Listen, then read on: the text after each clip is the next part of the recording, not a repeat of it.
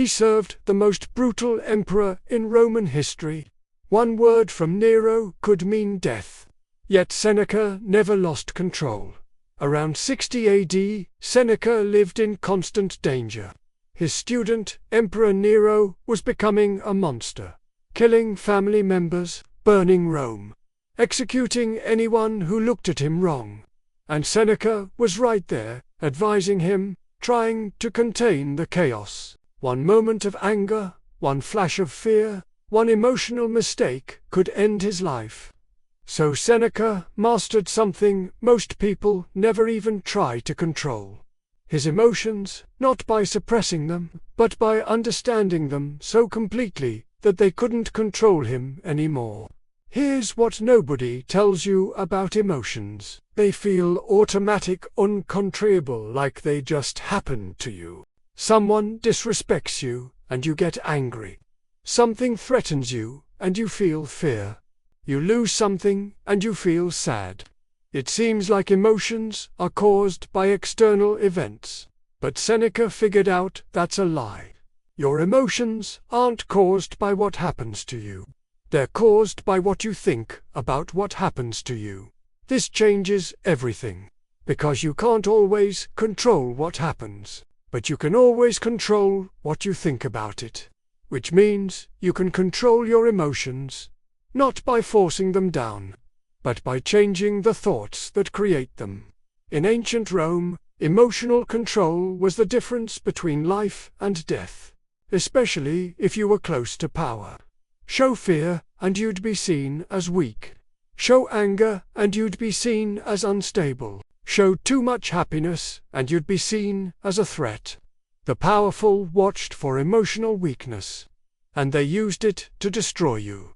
So Seneca studied emotions like a scientist.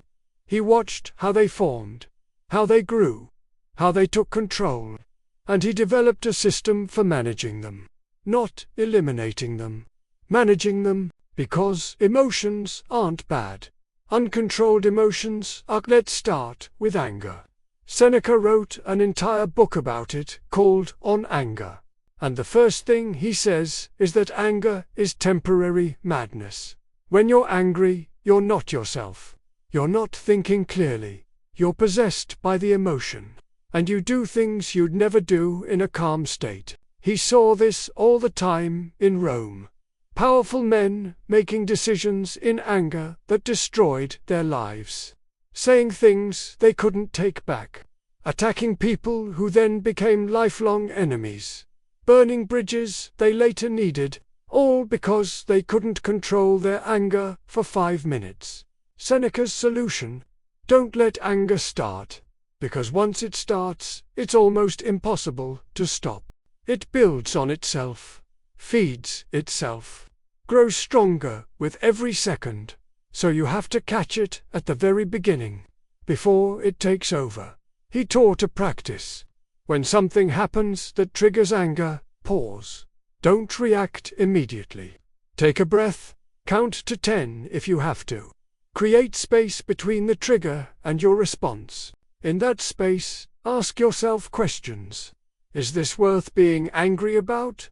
Will my anger help or hurt? What will I think about this tomorrow, next week, next year?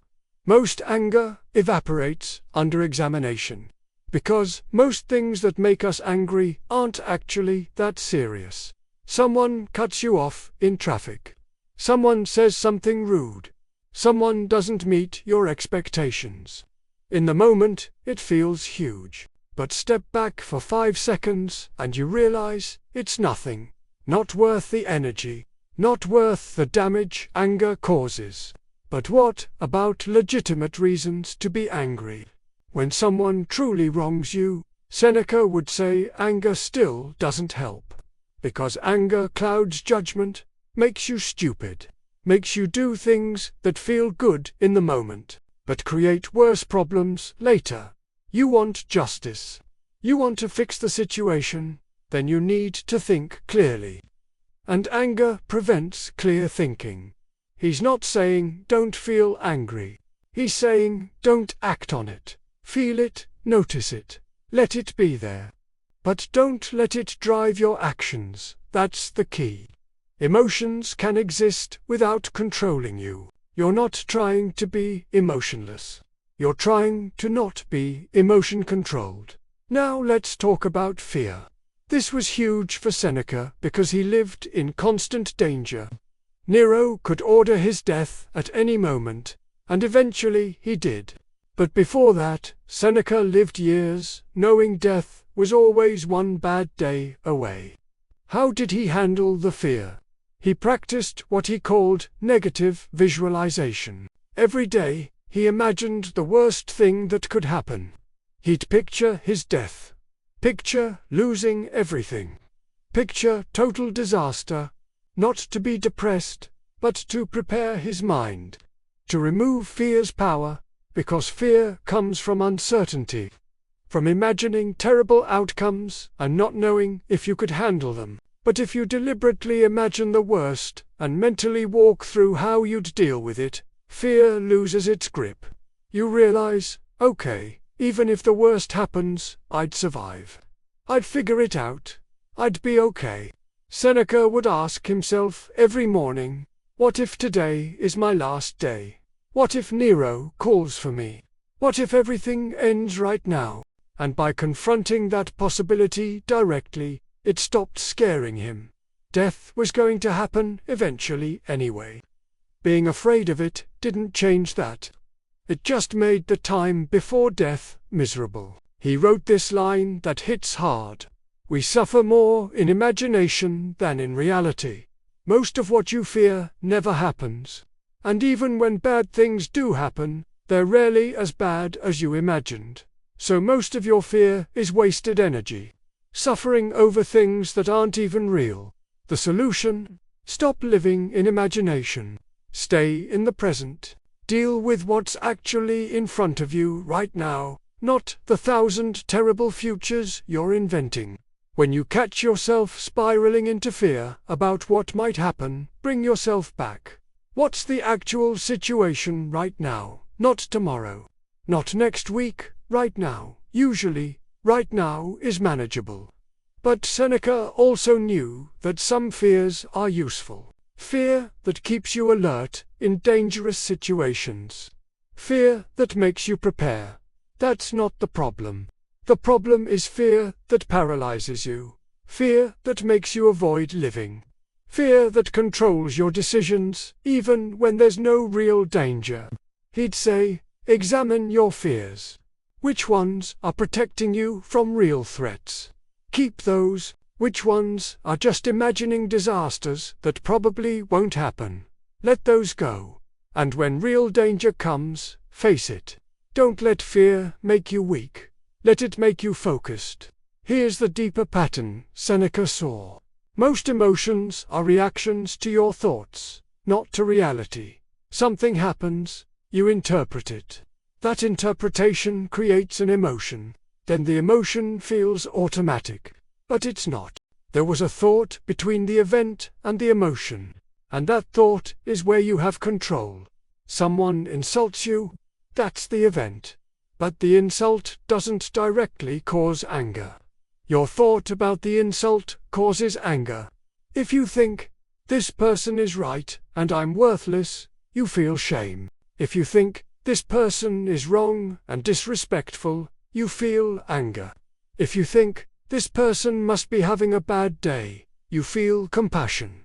Same insult, different thought, different emotion. So mastering emotions means mastering the thoughts that create them. And you can't master your thoughts if you're not aware of them. Most people's thoughts run on autopilot. Something happens and they automatically interpret it in the same negative way they always do. And then they wonder why they always feel the same negative emotions. Seneca would tell you to slow down. Notice your thoughts. Catch them before they turn into emotions. Question them. Are they true? Are they helpful? Are there other ways to think about this situation? That's the practice. Not controlling emotions directly, controlling the thinking that creates them. Let's bring this to your life. What emotions control you? Where do you lose it? When do you react instead of respond? Maybe you get angry easily. Someone criticizes you, and you explode. Someone doesn't do what you want, and you snap. Traffic makes you rage. Try Seneca's pause. Before you react, stop, breathe. Ask if this is worth it. Most times, you'll realize it's not. And the anger will fade before you do something you regret. Or maybe fear runs your life. You're afraid to take risks. Afraid of failure. Afraid of judgment. Afraid of uncertainty. Try negative visualization. Imagine the worst that could happen. Really picture it. Then ask yourself, could I handle it? Would I survive? Usually, yes. And suddenly the fear has less power. Or maybe you're controlled by anxiety, constantly worried about the future, about things you can't control, about disasters that haven't happened. Try Seneca's presence practice. Bring yourself back to now. What's the actual problem right now? Not tomorrow's imagined problems. Today's real situation. Usually, it's more manageable than your anxiety makes it seem. The key in all of this is awareness. You can't control what you're not aware of, so start noticing. What triggers you? What thoughts run through your mind before the emotion hits? What patterns keep repeating? Just noticing them gives you power over them. Because once you see the pattern, you can interrupt it. Seneca lived this practice every day for years, surrounded by danger, dealing with a mad emperor, watching friends get executed. And he stayed calm, stayed clear, stayed in control, not because he was emotionless, but because he understood his emotions completely. Eventually, Nero ordered Seneca to kill himself, and Seneca did it calmly. No panic, no begging, no emotional breakdown. He faced his death the same way he faced his life, with complete emotional mastery, not because he didn't feel fear, but because he didn't let fear control him. That's the level of mastery possible. Not shutting down your emotions, but being so aware of how they work that they can't hijack you anymore. They can be there. You can feel them, but they don't drive your actions. You do. Most people are passengers in their own emotional life. Something triggers them and they react. No choice, no control. Just automatic emotional responses running their entire existence. Seneca is showing you that you can be the driver instead. You can feel the emotions without being controlled by them. It takes practice, it takes awareness. It takes questioning your automatic thoughts, but it's possible. And it's the difference between being a slave to your emotions and being free. Seneca mastered his emotions in the most dangerous situation imaginable. If he could do it while serving Nero, you can do it in your life. The question is, will you? Or will you keep letting anger, fear, and anxiety run the show? Subscribe for more Stoic truth.